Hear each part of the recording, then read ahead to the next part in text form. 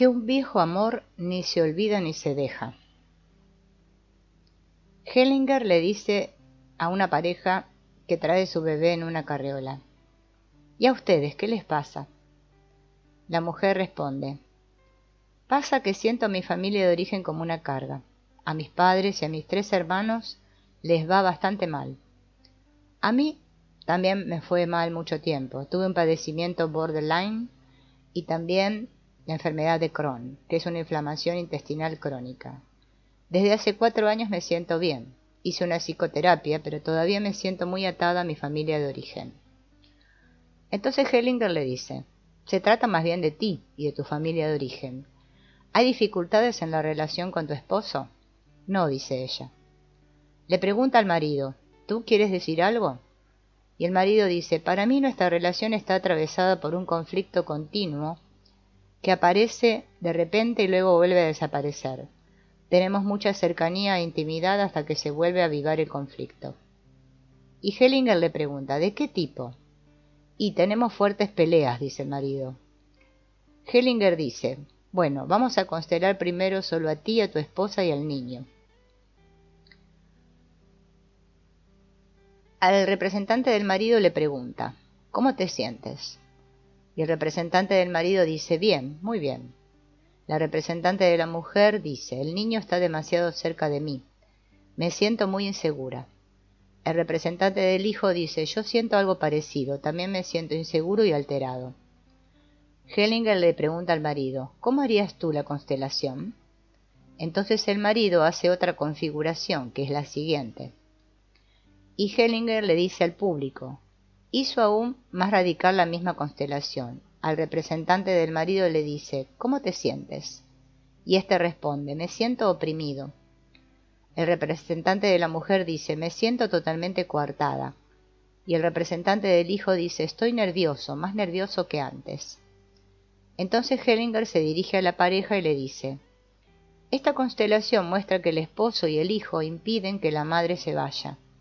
En la primera constelación, la que hizo la mujer, era el hijo el que se lo impedía.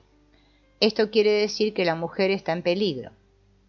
Y le dice a la mujer: ¿qué pasó en tu familia de origen? La mujer dice: la hermana que sigue después de mí tiene también una alteración borderline. Mi otra hermana tuvo cáncer en la matriz. Mi hermano menor tuvo un accidente muy grave. Mi padre tuvo un ataque de asfixia. Padece de asma desde su niñez.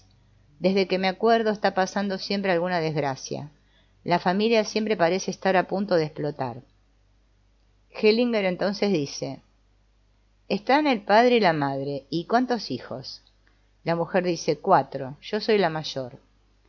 Y Hellinger pregunta: ¿alguno de tus padres tuvo antes una relación estable? La mujer responde: no una relación estable. Pero mi madre nos platicaba de vez en cuando de otro hombre con el que se hubiera querido casar, aunque nunca tuvo una relación de pareja con él. Hellinger le dice: bueno, vamos a constelar a tu familia de origen. Mientras que la constelación de la familia actual queda como se le había colocado, la mujer constela a su familia de origen. Dice Hellinger: esta es una constelación rara, voy a poner a alguien más. Entonces elige un representante para el otro pretendiente de la madre y lo coloca frente a ella. Cuando lo ve, la madre ríe. También él le sonríe. Hellinger le pregunta a la mujer: ¿ves cómo se sonríen estos dos? Al pretendiente de la madre de la mujer le pregunta: ¿cómo te sientes ahí? Y el pretendiente dice: me siento un poco fuera de lugar. Me gustaría llevármela e irme de aquí con ella. La madre de la mujer dice: sí, vámonos inmediatamente de aquí, fuera de este grupo. Hellinger le dice a los dos: váyanse. La madre de la mujer se dirige hacia su pretendiente, juntos se dan la vuelta y se van. Después voltean a ver a la familia. Y Hellinger pregunta: ¿cómo se siente el padre? Y el padre de la mujer dice: me siento amenazado. Con excepción de mi primera y tercera hijas, que tengo a la vista, me siento amenazado. Hellinger le dice a la hija mayor: ¿cómo te sientes? Me siento increíblemente bien. Los otros no están ni me interesan para nada. Estoy totalmente sola, pero muy satisfecha interiormente. Nada me sacude y aunque tengo una sensación de vacío no extraño nada. Hellinger dice, entonces sal de la habitación y cierra la puerta atrás de ti. Hellinger le dice a la segunda hija, ¿cómo te sientes? La segunda hija dice, me hace falta mi mamá. Me gustaría que mi papá se volteara. Y el cuarto hijo dice, cuando mamá todavía estaba aquí me sentía como si estuviera sobre un volcán a punto de hacer erupción. Después, cuando llegó el otro hombre, me sentí aliviado. Ahora que mamá se fue me siento como después de una catástrofe. Todavía no sé cómo me siento. Hellinger se dirige a la tercera hija y le pregunta, ¿cómo te sientes? Y ella dice, bien, no pertenezco ahí para nada. Hellinger pide a la primera hija que vuelva a entrar. Y le pregunta, ¿cómo te sentiste afuera? Y ella dice, bien, no extrañé nada y me sentí bien. Entonces Hellinger se dirige al público y le dice, así como habló al principio, así hablan quienes están en riesgo de suicidarse. Se siente bien porque interiormente se han despedido de todo. La primera hija afirma con la cabeza, sí, podría ser, pero se siente como alguien que de verdad se ha despedido de todo y de verdad dice todo está bien. Hellinger coloca al padre a un lado y a todos sus hijos frente a él. Se dirige a la mujer y le pregunta, ¿qué le pasó a tu hermana menor? La mujer dice, tuvo hace poco cáncer de la matriz, se la tuvieron que extirpar. La segunda hermana también tuvo un trastorno borderline. Ha intentado varias veces suicidarse. Hellinger pregunta, ¿tú ya has pensado en suicidarte? La mujer dice sí. Y Hellinger le dice al padre de la mujer, ¿cómo te sientes ahora? Y dice me siento un poco mejor, pero me siento solo. La primera hija dice, todavía siento que nada de esto me importa. Este no es mi problema, nada me toca, estoy sola conmigo misma. La segunda hija dice, yo me siento más o menos bien. La tercera hija dice, a mí me pasa lo mismo, me siento sola, pero bien como si no perteneciera aquí. El cuarto hijo dice, me siento seguro en la familia de la fila con mis hermanas. La primera hija dice, primero, antes de que me constelaran, sentí tristeza, y cuando alejaron a mis padres hubo un cambio en los sentimientos. Pero cuando salí de la habitación sentí lo que acabo de describir, y cuando mis papás estaban cerca todavía sentí tristeza. Hellinger coloca ahora a la madre a la izquierda del padre.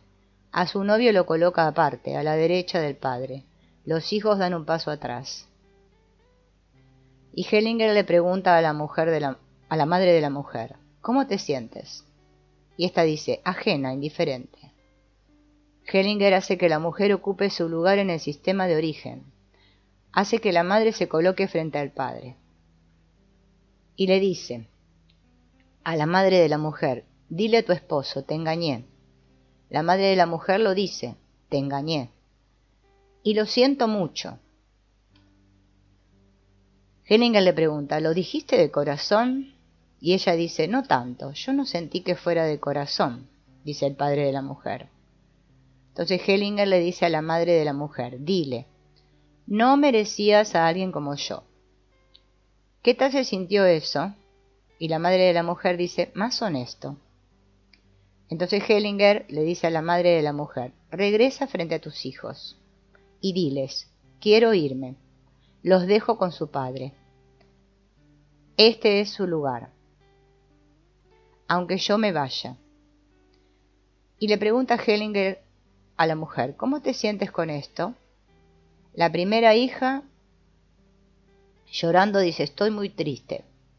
Hellinger hace que la madre regrese con su novio, los coloca uno al lado del otro y hace que den un paso atrás. Y le dice a la segunda hija, ¿cómo te sientes tú con esto? Y la segunda hija dice, creo que todavía la necesitamos, que no se vaya. La tercera hija dice, cuando dijo la frase a papá, sentí algo así como una descarga eléctrica que me atravesó todo el cuerpo. Fue la primera vez que sentí algo, ahora me siento bien otra vez. El cuarto hijo dice, me indignó la forma en que se burló de papá y pensé, vete, pero vete pronto, estoy contento de que se haya ido. Hellinger le dice a la mujer, dile a tu padre, papá, quedo contigo. La mujer, la primera hija de la mujer, llorando, dice: papá, me quedo contigo. Y Hellinger dice: aunque mamá se vaya, yo me quedo contigo. Míralo a los ojos al decírselo. Bueno, le dice, y ahora ponte junto a él. Entonces Hellinger coloca a todos los hijos en un semicírculo junto al padre. Y pregunta: ¿cómo se siente el padre con esto?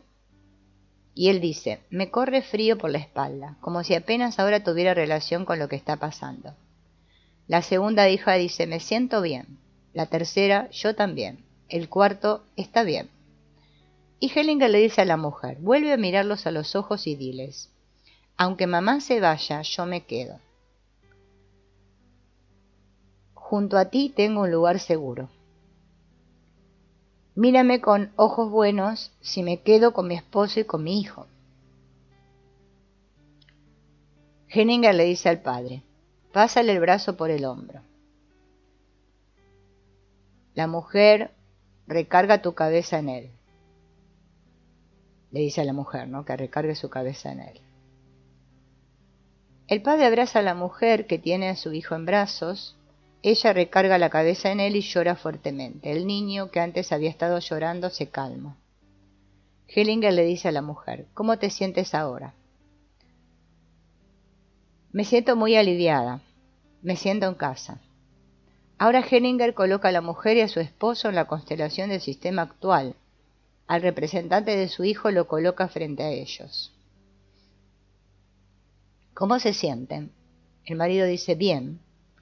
Y el representante del hijo dice: bien.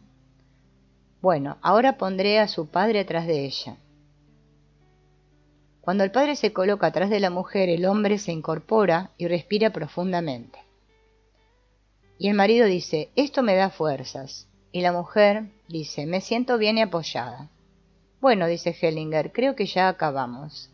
¿Quedó todo claro? Les deseo que les vaya muy bien.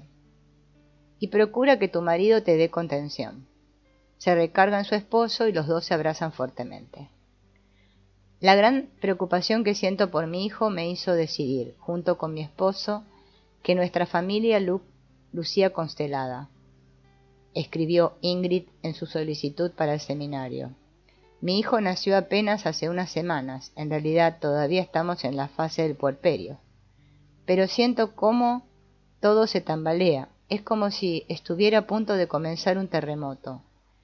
Esta tensión constante y el estar a la expectativa ante una catástrofe inminente son sensaciones que conozco desde mi más temprana infancia, como si hubiera nacido con ellas.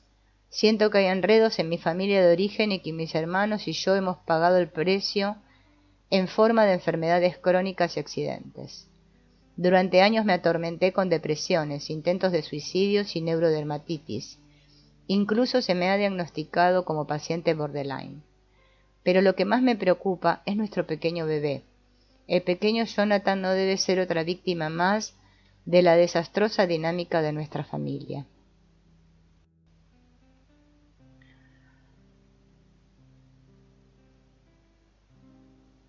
Si el terremoto se desata, Jonathan no debería sucumbir ante él. Quiero que sea libre y que no cargue lastres que no le corresponden. Es más, quizá todavía se pueda evitar la catástrofe. Durante la constelación, el pequeño Jonathan le da la razón a su madre con su comportamiento. Mientras que están vibrando las tensiones dentro del sistema familiar, él reacciona como un delicado sismógrafo. Su inquietud crece como las amplitudes máximas del aparato. Se retuerce en brazos de su madre, se estira, se aleja de la cabeza de su madre y grita y llora de manera desgarradora. Como si un rascacielos estuviera derrumbando encima de él. El pequeño siente la verdad en su corazón mejor de lo que reconocería un psicoterapeuta entrenado. Todavía forma parte de un campo de fuerza superior, de que poco a poco se desprenderá para entrar a otro campo menor. Siente las energías que vibran hacia él e intuye a sus ancestros atrapados en el enredo sistémico, hacia los que quiere y tiene que dirigirse. Y todo esto llena de miedo a su pequeño corazón, pero también siente cómo las vibraciones se nivelan, armonizan y calman. Cuando en la constelación surge una imagen de solución, el pequeño Jonathan se queda plácidamente dormido en brazos de su madre. ¿No es sorprendente la sabiduría con la que los pequeños llegan a este mundo? Retrocedamos una generación. Entre más crecía dentro de su vientre el bebé, que después se llamaría Ingrid, más crecía el miedo de Ranjit frente a la terminante decisión que había tomado respecto de su vida futura. El bebé preparó el camino para que Ranjit se casara con el hombre que lo engendró. Hasta antes del embarazo se había involucrado con él de una manera bastante irracional, como quien juega a la ruleta rusa. No porque estuviera enamorada de él, sino porque quería darle una lección a Marcus, su nunca olvidado primer amor. Utilizó todas sus artes de seducción para hacerle perder la cabeza al primer hombre que la pretendió, pero fue solo el dolor provocado por su amor desdichado el que la impulsó a esa loca aventura. Mira, soy digna de que me amen. ¿Lo ves, finalmente? Ay, cómo hubiera deseado que este fuera tu hijo. Con qué entrega lo hubiera llevado en mi vientre. Lo hubiera mecido y acariciado como si hubiera sido tú. Con estos pensamientos saludó a Marcus cuando se encontraron, casualmente después de ir a misa. Cada uno de los valiosísimos encuentros que tuvieron fue solo producto de la casualidad. Las veces que habían quedado de verse, él nunca llegó.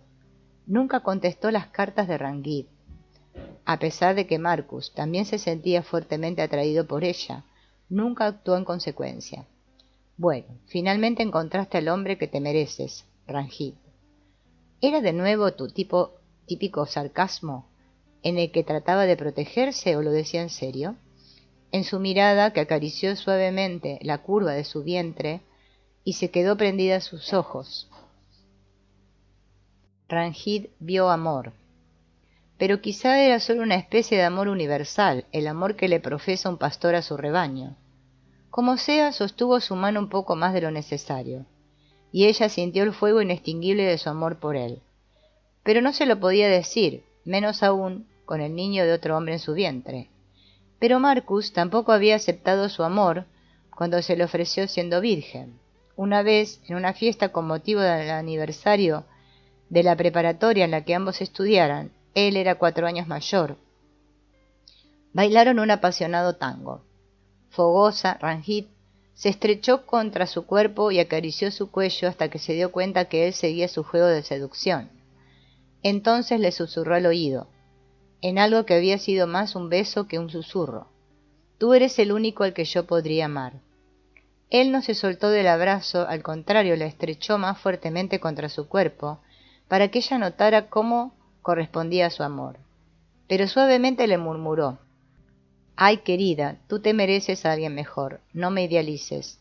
Tarde o temprano te decepcionaría amargamente. Sus encuentros casuales transcurrieron siempre siguiendo el mismo patrón, con o sin tango, en el entierro de un profesor, que les dio clase a ambos, o en una sesión del partido político al que ambos pertenecían, y cuando Ranjit se enteró de que Marcus había partido a Sudamérica como misionero en compañía de una mujer con la que ya había vivido algún tiempo en Colonia, renunció definitivamente a él.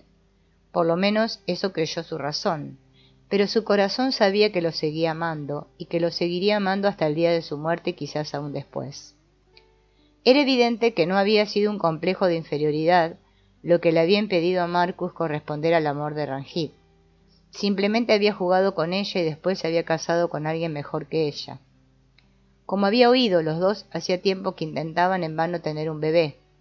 ¿Cómo se sentiría Marcus si no se cumpliera su deseo de llenar la casa parroquial de niños?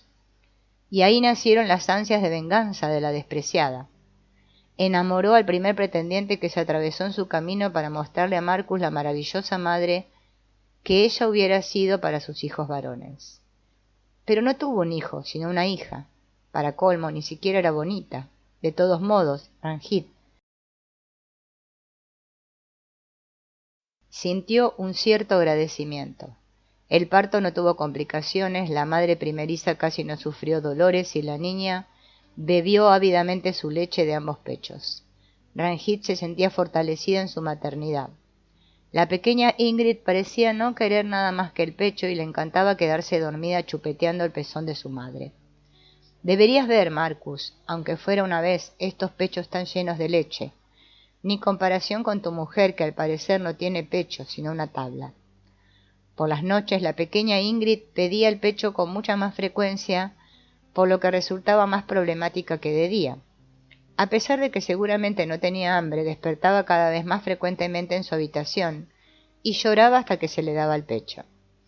Para ahorrarse el estar yendo y viniendo del cuarto de Ingrid a su recámara, Ranjit se llevó a la pequeña gritona a la cama matrimonial.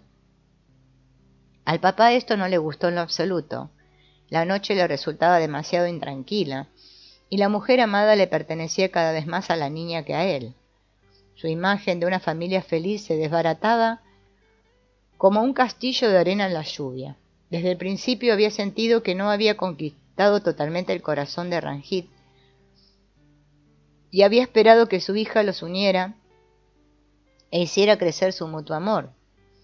Abrazados estrechamente, los dos verían a la niña al pie de su camita. Recargado en la espalda de Ranjit, miraría sobre su hombro cómo amamantaba a su hija. Pero a Ranjit no le gustaba tenerlo a su espalda, pues no se sentía libre. Y cuando la pequeña Ingrid ocupó el huequito entre los dos en la cama, el joven padre sintió que era algo inexorable, como el foso de un castillo cuyo puente levadizo ha sido recogido. Podía ver a la hermosa reina desde la puerta, pero solo los iniciados podían pasar a sus aposentos.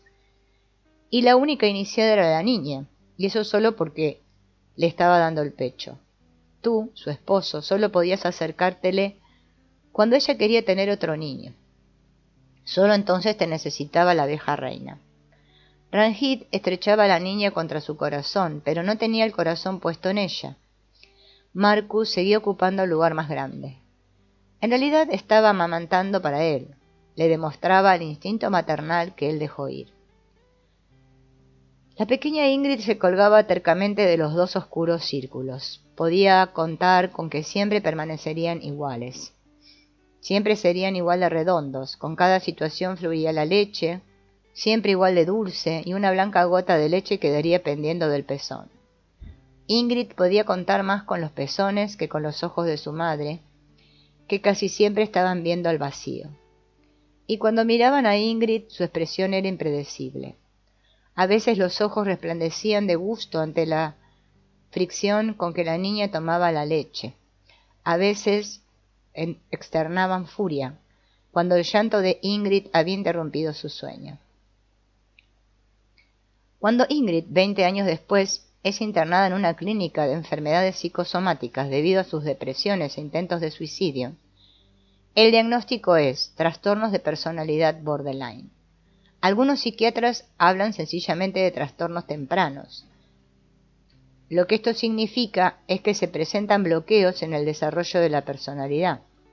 Normalmente a lo largo de los 3 primeros años de vida del niño se desarrollan, de forma progresiva y en un orden específico, la percepción, la curiosidad, la capacidad para actuar, la confianza en los demás y la confianza en sí mismo. Todo esto es parte del vínculo simbiótico con la madre. El niño empieza a experimentar su propia eficacia cuando empieza a asir objetos, a sentarse por sí mismo, a gatear y a incorporarse. Cuando se van estableciendo sencillos esquemas de acciones, el niño comienza a darse cuenta de que su madre no es parte integral de él mismo, sino una persona independiente de él. El niño actúa y la madre reacciona. A veces la madre aparece como buena, pues se alegra cuando su hijo le pone algo en la mano estirada. Entonces el niño sabe que es buena, pero a veces grita enojada, no, cuando el niño jala el mantel con todo y vajilla comida. Entonces el niño sentirá que su madre y él también son malos. En ello estriba una oportunidad para el niño de adquirir nuevas seguridades. Entre más clara, más estable y más predecible sea la madre en determinadas situaciones, más seguridad tendrá el niño en sus propias acciones.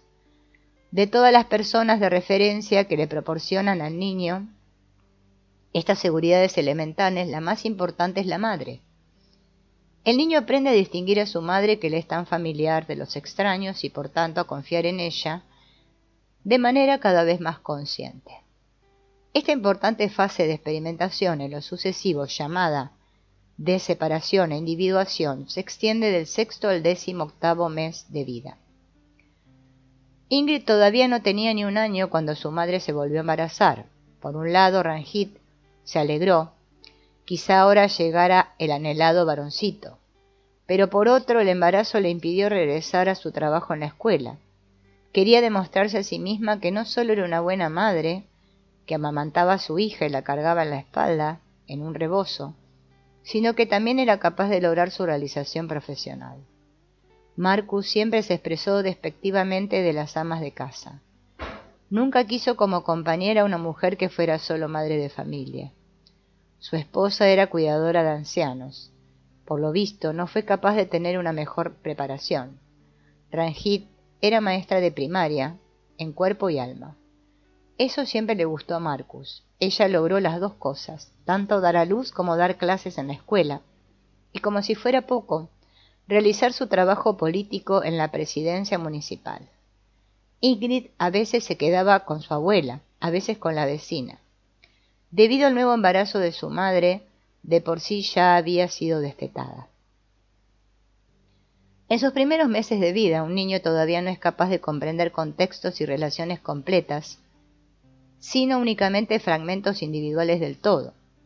Requiere de la repetición, siempre igual, en la que siempre puede confiar para obtener seguridad.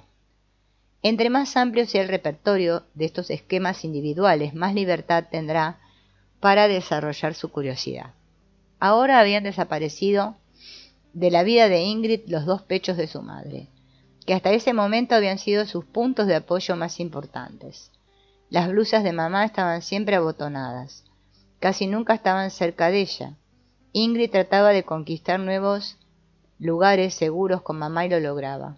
Una y otra vez lograba sentarse en su regazo, y mientras le acariciaba el lóbulo de una de sus orejas con una mano, se chupaba el dedo pulgar de la otra. Ahora el lóbulo de la oreja de mamá era lo más seguro. Logró establecer una especie de conexión a partir de sus propios recursos, puesto que le era negado el vínculo total del amor materno. Con una tenacidad desesperada, Ingrid se aferraba a las únicas partes inalterables de su madre. La seguridad va más allá de la certeza obtenida a través de las experiencias individuales. Para que esta necesidad básica pueda ser satisfecha, el niño debe poder sentir una y otra vez el vínculo simbiótico con la madre. El mejor lugar para afianzar este vínculo es en los brazos de mamá, que consuela al niño mientras que él expresa llorando todas sus aflicciones. Esto le da al pequeño la seguridad de que es amado totalmente. De esta manera se llena de nuevo de gusto por su madre y por sí mismo, lo cual le dará valor para emprender diversas expediciones en el mundo exterior. Pero desgraciadamente, Ingrid no vivió esta experiencia. Mamá había tenido un nuevo bebé, otra niña, y por su culpa estaba muy ocupada. Tuvo que ausentarse de nuevo por un tiempo de la escuela. Cada vez estaba más nerviosa y reaccionaba de manera cada vez más impredecible a las tentativas de Ingrid por acercarse. A veces se enojaba de manera totalmente inesperada, por ejemplo, cuando Ingrid le ponía un libro de cuentos sobre el regazo. Pero otras veces era la mamá buena, como cuando Ingrid se acercaba a ella mientras estaba amamantando a la recién nacida. Estas reacciones positivas se daban siempre que los hechos correspondían al ideal que tenía Ranjit de sí misma como madre y a la imagen que estaba destinada a Marcus. Ranjit, rodeada de niños, por un lado, la pequeña bebiendo de sus pechos llenos de leche, y por otro su hija mayor jugando con ella. Pero para Ingrid este no era un juego inofensivo sin importancia. Tenía que ir ganando experiencia por lo menos con partes individuales de la madre, puesto que ésta no estaba a su disposición como persona completa. Al acariciar el lóbulo de la mamá, o retorcer entre sus dedos uno de sus mechones, Ingrid podía estar segura, o por lo menos durante un tiempo, de que tenía en sus manos a mamá y al mundo. Este era un sentimiento de omnipotencia que, sin embargo, desaparecía una y otra vez. El vivir la propia omnipotencia es una experiencia importante para todo niño en la fase de separación e individuación. No obstante, la omnipotencia y la impotencia deben estar equilibradas para que el niño aprenda poco a poco a reconocer el justo medio y sepa qué puede y qué no o no debe hacer. Por ejemplo, si un niño pequeño le exige a su madre que cante la misma canción una y otra vez, la madre no deberá cumplir siempre esta exigencia, porque entonces sería usada solo como un tocadisco y será devaluada como madre. Esto tendría como consecuencia una pérdida de seguridad para el niño. Normalmente el niño soporta bien los intensos sentimientos a los que se ve sometido entre la omnipotencia y la impotencia, siempre que pueda contar con la aceptación absoluta de mamá. La neurodermatitis ayudaba a la pequeña Ingrid. Cuando trataba de liberarse de la comezón rascándose fuertemente, sabía que llegarían mamando papá o la abuela y harían algo con ella. La abuela la sentaba en su regazo, la sostenía las manos desde atrás y prendía la televisión, no importaba la hora que fuera. Papá la cargaba y le cantaba mientras la paseaba por la recámara. Y mamá le ponía gruesos guantes y a veces la regañaba y se enojaba, pero otras veces lloraba y la consolaba con muchas palabras bonitas, y le ofrecía el lóbulo de su oreja para que se tranquilizara. Este dolor autodestructivo también tenía su lado bueno, porque Ingrid podía contar con ciertas reacciones de las personas que la rodeaban y que también satisfacían su sensación de placer. Un niño pequeño todavía no tiene una sensación clara de su propio cuerpo. La percepción consciente de las partes individuales del cuerpo surge cuando el niño las utiliza para acciones concretas. Cuando habla percibe su boca, cuando construye o dibuja percibe sus manos, y cuando anda en triciclo percibe sus rodillas y las plantas de sus pies. Los sentimientos fuertes son percibidos por todo el cuerpo y por el alma como una unidad. Cuando el niño grita de coraje, tiembla su cuerpo entero, y cuando grita de alegría, su cuerpo participa saltando. Pero cuando una lesión duele, el niño percibirá solo esa parte de su cuerpo como si el resto no existiera. Ingrid percibía únicamente la dolorosa lesión cuando las yemas de sus dedos tocaban su cuello, sus brazos, atacados por la neurodermatitis. El resto de su cuerpo no lo sentía en esos momentos. Parecía incluso que era inmune al dolor. Cuando se caía al caminar o al trepar, ni siquiera lloraba. Solo sus muchos moretones daban testimonio de sus aventuras. Entre los 8 y los 25 meses de vida, el niño tiene las primeras experiencias con la separación y la individuación. Todavía no puede percibir contextos completos, sino solo fragmentos de la realidad. Empieza a hacer una distinción cognitiva entre el sí y el no, entre la mamá buena y la mamá mala, entre el niño bueno y el niño malo. Conoce la discrepancia entre omnipotencia e impotencia. Estas experiencias básicas se dan todavía, condicionadas por las etapas de madurez, en el vínculo simbiótico con la madre. La conciencia del yo es todavía muy vaga y todavía no es transmisible mediante el lenguaje. Para que pueda comenzar esta etapa superior de la personalidad, en la que el niño se percibe como un yo individual, separado del tú, deben haberse consolidado estas experiencias contradictorias. No obstante, todavía forma parte de este proceso un aumento de las diferencias, que son experiencias emocionalmente muy intensas. El niño se expande en su entorno con su voluntad incipiente y lucha también contra este mismo entorno. Quiere hacer lo mismo que hace mamá o papá y se pone furioso cuando no lo logra o cuando se le prohíbe. En tales enfrentamientos se vive a sí mismo como una entidad independiente y la otra persona representa igualmente a otra entidad separada. Estas vivencias son a veces muy dolorosas y el niño solo las puede soportar sin sufrir daños, si se siente amado incondicionalmente, incluso aunque haya hecho enojar terriblemente a su madre. Solo así puede aprender que le está permitido ser él mismo, y solo así puede ganar confianza en sí mismo y un sentido de su propio valor. Esta etapa ocurre entre el 18º mes y el 3er año de vida. Popularmente se le conoce como etapa del berrinche. En la psicología del desarrollo se habla de la fase de reacercamiento y consolidación. Es la época en la que ocurre el nacimiento psíquico del individuo humano. No solo porque su neurodermatitis le ocasionaba tantas molestias, sino sobre todo porque mamá se había vuelto cada vez más irritable y su conducta menos predecible, Ingrid no se atrevía ya a enfrentar reto alguno. Renunció a la resistencia y se adaptó cada vez más a las exigencias y las prohibiciones.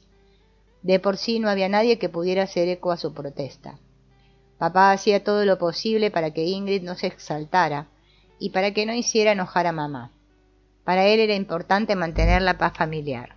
Con la abuela era con quien Ingrid se sentía más protegida, pero tampoco a ella le gustaba el escándalo.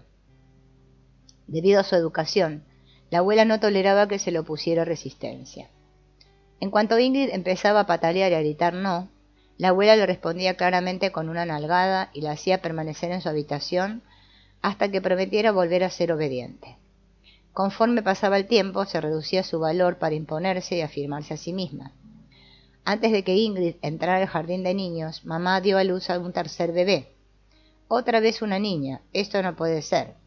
Y Ranjit se comportó como si la niña no existiera. A ella no la amamantó y su actividad docente la interrumpió únicamente los 3 meses posteriores al parto. La abuela estaba sobrecargada de trabajo con las 3 niñas, y en la casa el aire era cada vez más denso, tanto que el pobre papá casi no podía respirar.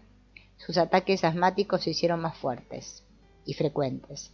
Papá, yo te ayudo con los trastos, yo soy grande, yo limpio los zapatos, yo te cargo el portafolios. Ingrid tenía la impresión de ser más grande que mamá. Mira, mamá, así se hacen las cosas. Otra vez destellos de omnipotencia. Pero por desgracia mamá no miraba, no le daba gusto. Como si no hubiera oído nada, la regañaba con voz irritada. Otra vez se te olvidó bajarle al excusado, cochina. Qué mala es mamá. E Ingrid se rascaba y se rascaba hasta sacarse sangre. En el jardín de niños y después de la escuela, sufría por su piel tan fea. A poca gente le resultaba simpática. ¿A quién le gusta estar viendo una cara deprimida? A los 12 años Ingrid enfermó de la enfermedad de Crohn. Afortunadamente esta enfermedad intestinal fue reconocida a tiempo y curada en una clínica en la que le recetaron gran cantidad de medicinas. Sin embargo, la fuente que provocaba todas las enfermedades seguía activa. La agresividad que no era expresada al exterior se manifestaba interiormente en forma de una aguda depresión. Pero la depresión de Ingrid no era igual a otras. Solo después de su segundo intento de suicidio, un médico psicosomático reconoció el trastorno temprano específico.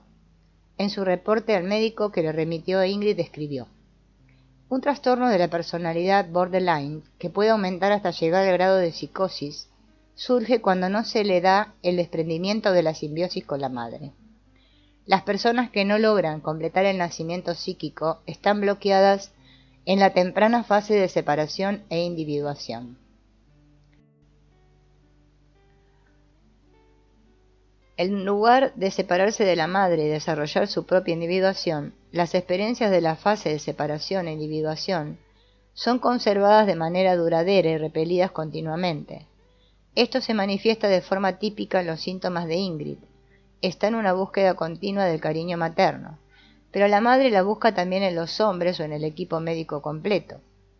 Esto lo hace por un lado asimilándose de manera simbiótica, pero por otro sospechando que la persona de referencia tiene malas intenciones respecto de ella. La mamá buena y la mamá mala son su tema constante. No puede mostrar confianza en ninguna relación íntima. Ambos intentos de suicidio tuvieron la misma causa, un amor desdichado. En ambos casos, Ingrid asustó a los hombres debido a sus exigencias infantiles, con las que se estaba haciendo dependiente de ellos. Se sintieron rebasados por el miedo que tenía Ingrid de perder ese vínculo. Durante su estancia en el hospital, Ingrid logró dividir a todo el equipo médico en 2 bandos. En cuanto empezó su tratamiento, Ingrid se aferró a una psicóloga y a un psicoterapeuta. Pero como inmediatamente empezó a sospechar de ellos en forma individual, y siempre expresaba sus quejas de uno con el otro, no solo para poner a prueba la relación salvadora, sino sobre todo para consolidarla, generó una gran tensión entre ambos. Al quejarse con uno acerca de tal manera, debido a su miedo, que alcanzaba dimensiones monstruosas, se servía de la más pequeña observación que hubieran hecho el uno sobre el otro, y la inflaba. Además, pedía a cada uno desesperadamente que no dijera nada al otro, y como se trataba de problemas que involucraban los ámbitos de competencia profesional, Los dos afectados empezaron a recurrir a sus aliados en el equipo. Solo una conversación abierta en una reunión del equipo logró sacar la verdad a la luz. Ingrid fue quien, sin proponérselo, había sembrado la discordia.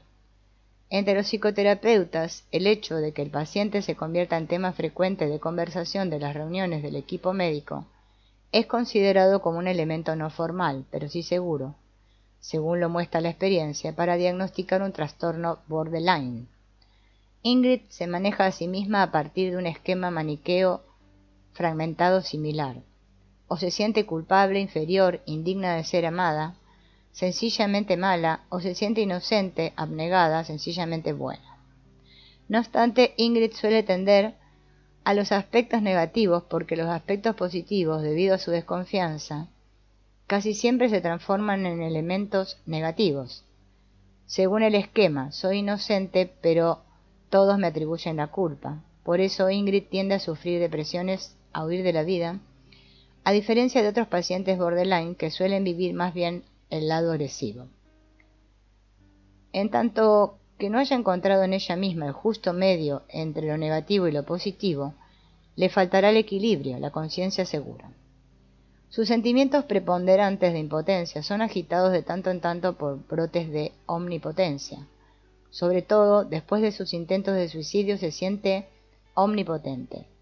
Las 2 veces intentó ahogarse, sin aviso alguno y sin testigos, una vez en el río Danubio y la otra en el mar.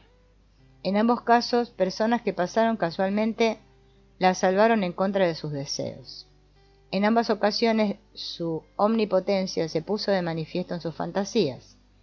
Veía su sepelio, todos sus seres cercanos rodeaban su ataúd, y se atormentaban con los más terribles cargos de conciencia. Mamá se derrumbaba llorando y se preguntaba, ¿por qué fui tan mala con ella? También papá lloraba, finalmente, aunque demasiado tarde comprendía cuánto lo había amado Ingrid y cuánto había necesitado de su protección. Oh, Ingrid, lloraría su compañero, te lastimé y ahora nunca voy a poder resarcirte de este daño. Igualmente poderosa se sintió Ingrid cuando se derrumbó y quiso huir de la clínica. Una psicoterapeuta que estaba exclusivamente al cuidado de Ingrid se sentía burlada por ella. Tenía la impresión de que Ingrid la quería demostrar, con sus eternas dudas. No me tomas en serio, yo sé mejor que tú lo que necesito y cómo debe transcurrir la terapia. La distorsionada percepción corporal que comenzó en la infancia de Ingrid y ha continuado en su edad adulta, se expresa particularmente en fuertes vivencias afectivas. Cuando durante una terapia se le permitió expresar su agresión gritando, maldiciendo, golpeando un cojín, se puso pálida, como si se hubiera desangrado y quedado totalmente sin fuerzas. Se quejó de que no sentía los brazos y las piernas. Cuando, con la conducción de un terapeuta, con los ojos cerrados y acostada en una colchoneta, emprendió un viaje a su infancia, perdió toda orientación en el tiempo y en el espacio. No podía distinguir si se trataba de recuerdos o de la realidad. No se sentía ya su cuerpo ni reaccionaba al contacto de otras personas, como si su alma la hubiera abandonado. El contacto sexual normal la dejaba impasible. Podría ponerme a leer durante la relación sexual, daría lo mismo, dijo. Solo el dolor agudo mezclado con placer tocaba el umbral de su percepción. Cuando escuchó la palabra masoquismo se asustó terriblemente, pero también en la cotidianeidad su percepción corporal era peculiar. Así, por ejemplo, con frecuencia sus percepciones de la temperatura no coincidían en lo absoluto con las condiciones externas. En habitaciones calientes padecía tanto frío que tenía que ponerse un grueso abrigo y por el contrario, cuando afuera helaba, salía al patio con una delgada blusa y no sentía frío. Había épocas en las que se rascaba la piel a pesar de que la neurodermatitis había desaparecido. Se estaba castigando, explicaba ella su autoagresión, era el paso previo al suicidio.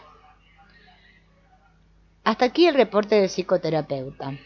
Ingrid tuvo suerte de encontrar a este terapeuta. Durante sus repetidas estancias en la clínica, el terapeuta logró, mediante el análisis transaccional, que Ingrid fuera consciente de la forma en que surgió su trastorno.